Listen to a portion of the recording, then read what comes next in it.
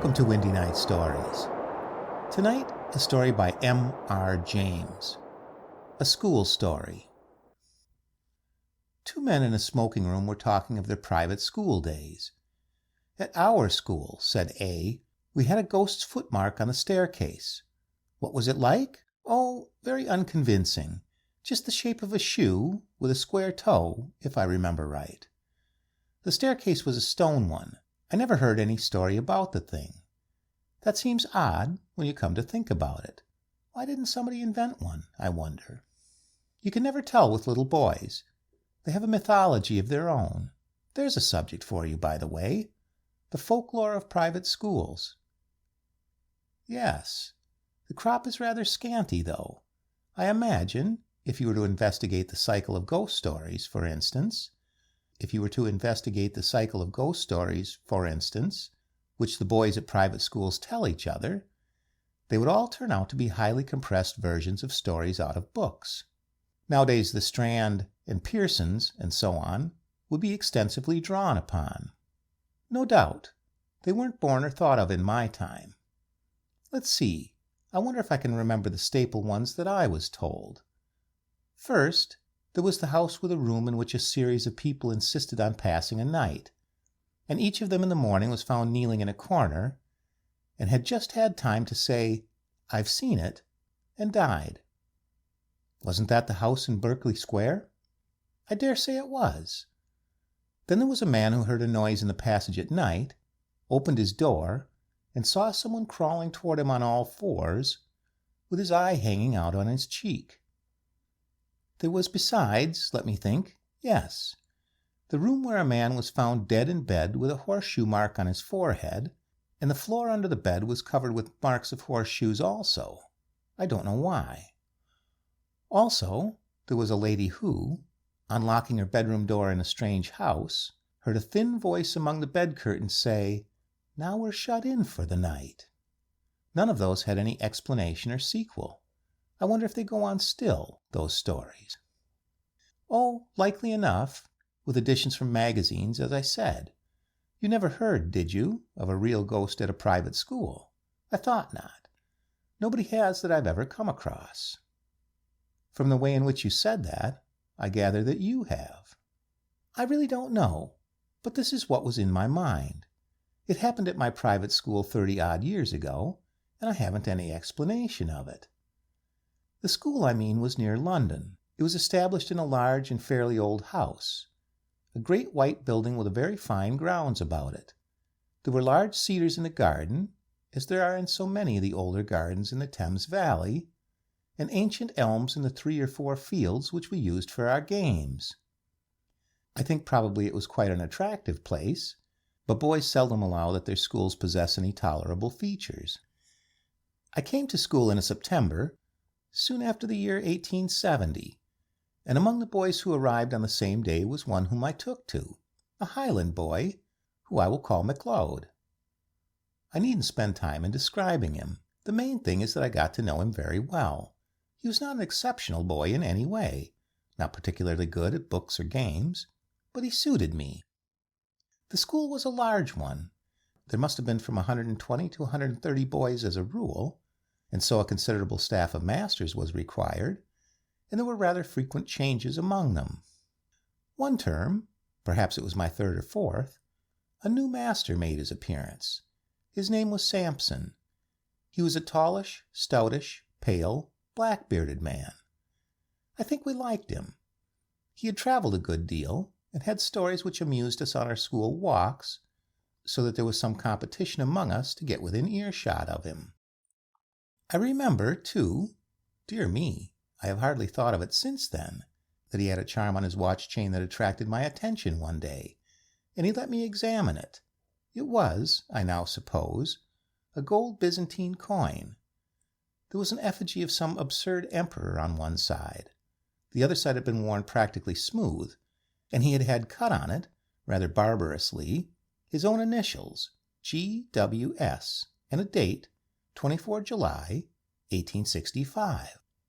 Yes, I can see it now. He told me he had picked it up in Constantinople. It was about the size of a florin, perhaps rather smaller.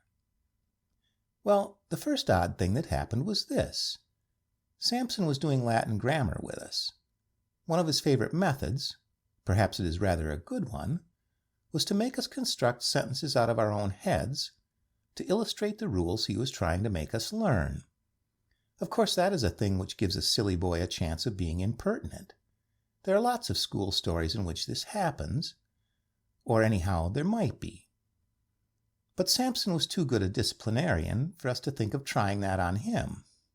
Now, on this occasion, he was telling us how to express remembering in Latin, and he ordered us each to make a sentence bringing in the verb memini, I remember. Well, most of us made up some ordinary sentence such as, I remember my father, or he remembers his book, or something equally uninteresting, and I dare say a good many put down memino librum mom, and so forth. But the boy I mentioned, McLeod, was evidently thinking of something more elaborate than that. The rest of us wanted to have our sentences passed and get on to something else. So some kicked him under the desk, and I, who was next to him, poked him and whispered at him to look sharp. But he didn't seem to attend. I looked at his paper, and I saw that he had put down nothing at all. So I jogged him again harder than before, and upbraided him sharply for keeping us all waiting. That did have some effect. He started and seemed to wake up, and then very quickly he scribbled about a couple of lines on his paper and showed it up with the rest. As it was the last, or nearly the last, to come in, and as Sampson had a good deal to say to the boys who had written Memoniscinus Patri Meo and the rest of it, it turned out that the clock struck 12 before he had got to McLeod, and McLeod had to wait afterwards to have his sentence corrected. There was nothing much going on outside when I got out, so I waited for him to come. He came very slowly when he did arrive, and I guessed that there had been some sort of trouble. Well, I said, what did you get? Oh, I don't know, said McLeod. Nothing much. But I think Sampson's rather sick with me. Why, did you show him up some rot? No fear, he said. It was all right as far as I could see. It was like this. Memento, that's right enough for remember, and it takes a genitive. Memento puti inter quator taxos. What silly rot, I said. What made you shove that down? What does it mean? That's the funny part, said McLeod. I'm not quite sure what it does mean. All I know is, it just came into my head and I corked it down. I know what I think it means, because just before I wrote it down, I had a sort of picture of it in my head. I believe it means, remember the well among the four. What are those dark red sort of trees that have the red berries on them? Mountain ashes, I suppose you mean. I have never heard of them, said McLeod. No, I'll tell you. Yews. Well, and what did Sampson say? Why, he was jolly odd about it. When he read it, he got up and went to the mantelpiece and stopped quite a long time without saying anything, with his back to me. And then he said, without turning round, and rather quiet, what do you suppose that means? I told him what I thought, only I couldn't remember the name of the silly tree. And then he wanted to know why I put it down, and I had to say something or other. And after that he left off talking about it, and asked me how long I'd been there, and where my people lived, and things like that. And then I came away, but he wasn't looking a bit well. I don't remember any more that was said by either of us about this. Next day McLeod took to his bed with a chill or something of the kind, and it was a week or more before he was in school again. And as much as a month went by without anything happening that was noticeable.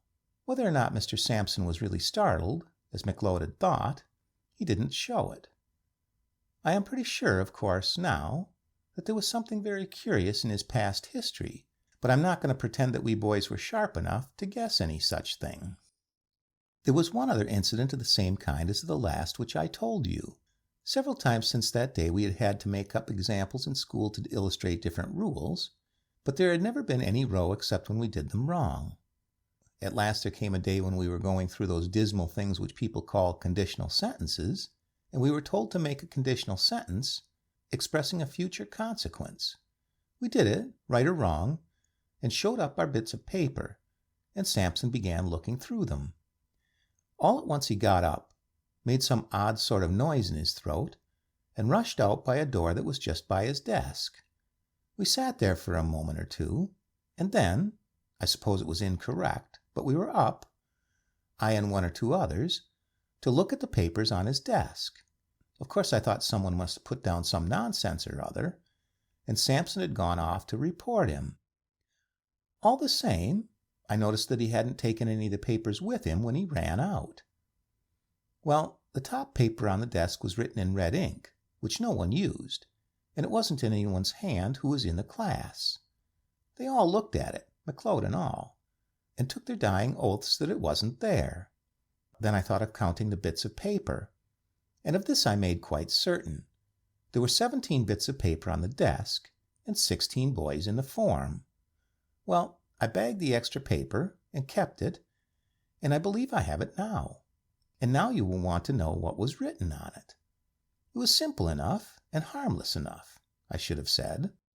Si tu non venis ad me, ego veniam ad te, which means, I suppose, if you don't come to me, I'll come to you. Could you show me the paper? Interrupted the listener.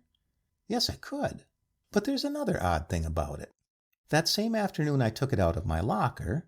I know for certain it was the same bit, for I made a finger mark on it, and no single trace of writing of any kind was there on it.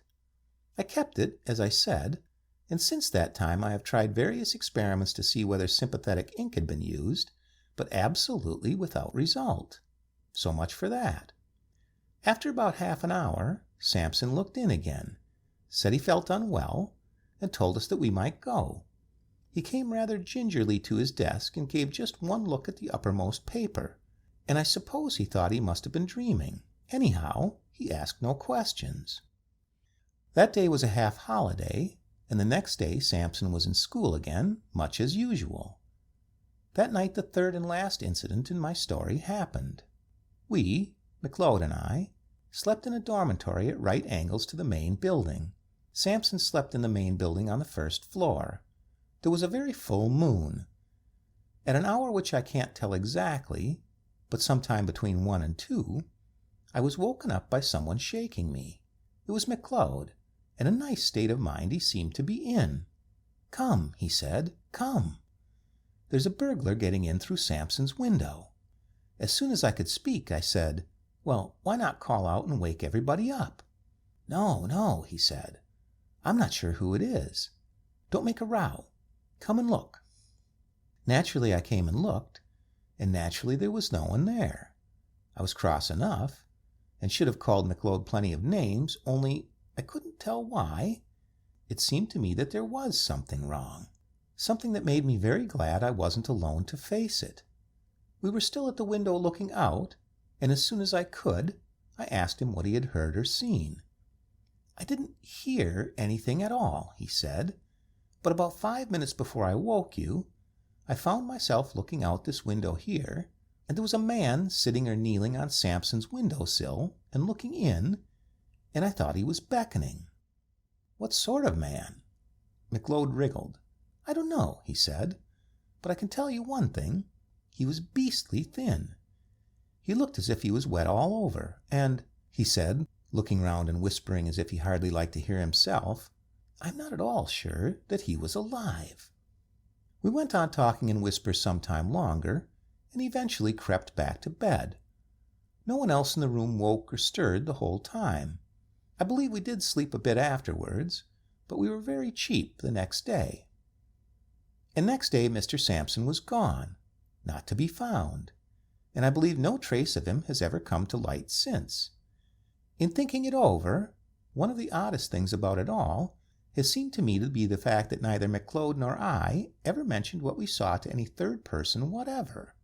Of course, no questions were asked on the subject, and if they had been, I'm inclined to believe that we could not have made any answers. We seemed unable to speak about it. "That is my story," said the narrator. "The only approach to a ghost story connected with a school that I know, but still, I think, an approach to such a thing. The sequel to this may perhaps be reckoned highly conventional, but a sequel there is, and so it must be produced. There had been more than one listener to the story, and in the latter part of the same year, or of the next, one such listener was staying at a country house in Ireland. One evening his host was turning over a drawer full of odds and ends in the smoking room. Suddenly he put his hand upon a little box. "Now," he said, "you know about old things. Tell me what this is." My friend opened the little box and found in it a thin gold chain with an object attached to it. He glanced at the object and then took off his spectacles to examine it more narrowly. "What's the history of this?" he asked. "Odd enough," was the answer. "You know the yew thicket in the shrubbery? Well, a year or two back we were cleaning out the old well that used to be in the clearing here, and what do you suppose we found?" "Is it possible that you found a body?" said the visitor, with an odd feeling of nervousness. "We did that, but what's more, in every sense of the word, we found two." "Good heavens, two! Was there anything to show how they got there? Was this thing found with them?" "It was. Amongst the rags of the clothes that were on one of the bodies. A bad business, whatever the story of it may have been. One body had the arms tight around the other. They must have been there 30 years or more, long enough before we came to this place. You may judge we filled the well up fast enough. Do you make anything of what's cut on that gold coin you have there?" "I think I can," said my friend, holding it to the light. But he read it with much difficulty. "It seems to be GWS, 24 July, 1865. The end.